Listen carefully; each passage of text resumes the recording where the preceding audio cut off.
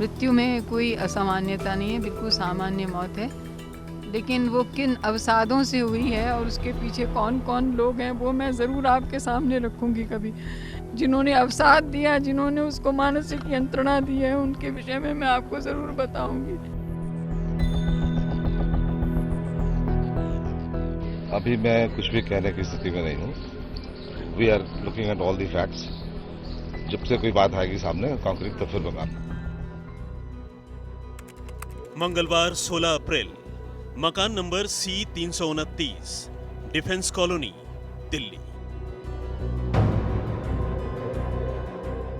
दिल्ली के पॉश इलाके में मौजूद इस कोठी से मंगलवार को एक चौंकाने वाली खबर बाहर निकली। खबर रोहित शेखर के मौत की। जी हां, वही रोहित शेखर जो अपनी जिंदगी के ज्यादातर सालों में अपनी पहचान के लिए खुद अपने ही पिता से कानूनी जंग लड़ता रहा और आखिरकार इस जंग में उसे जीत भी मिली।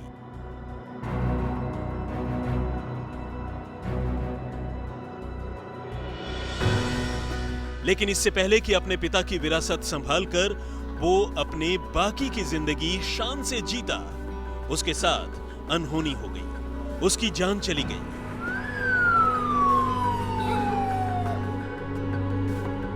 कांग्रेस के कद्दावर नेता और मुख्यमंत्री रहे नारायण दत्त तिवारी के 40 साल के बेटे रोहित शेखर तिवारी की लाश इस रोज उसके इसी कोठी में उसके कमरे से बरामद हुई, वो भी बिस्तर पर पड़ी हुई।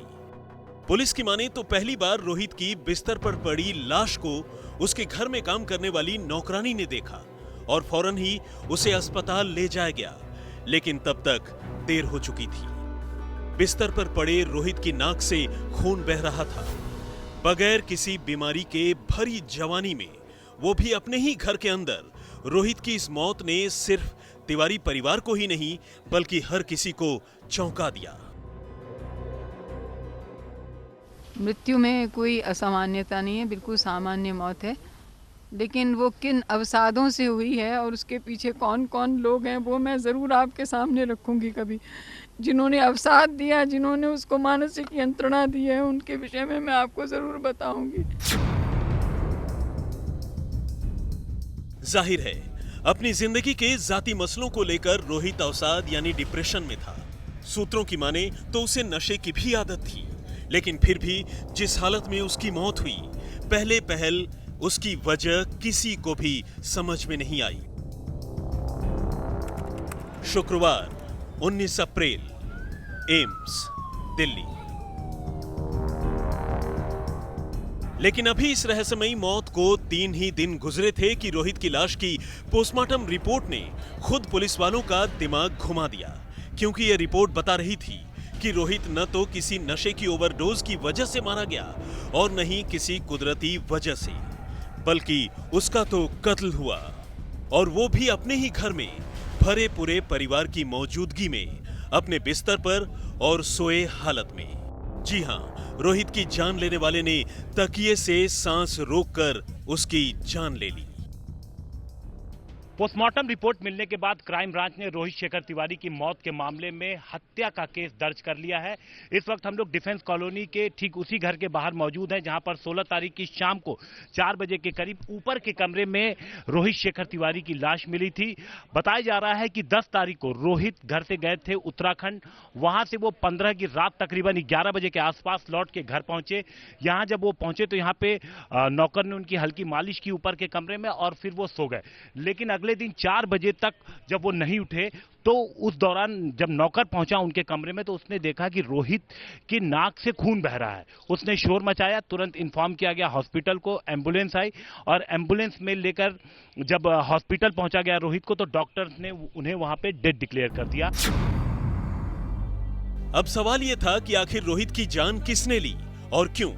क्या कातिल कहीं बाहर से आया था या फिर घर में ही छुपा था?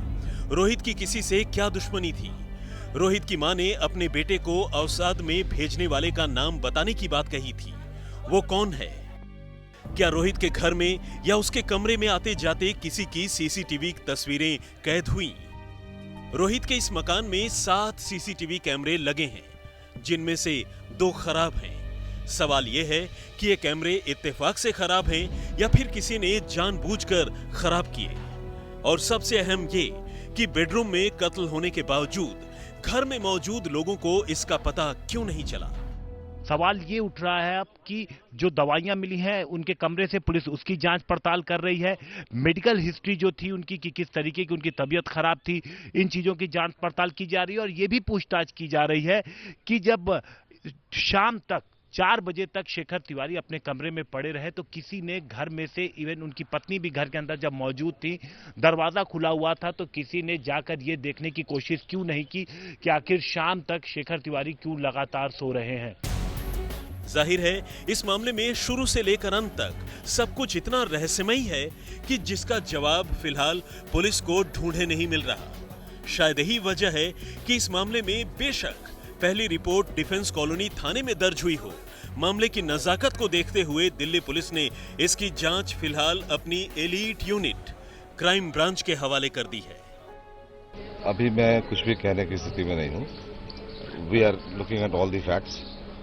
जब से कोई बात आएगी सामने कॉन्क्रीट तो फिर चिराग गोठी और पुनीत शर्मा के साथ हिमांशु मिश्र, दिल्ली आज तक।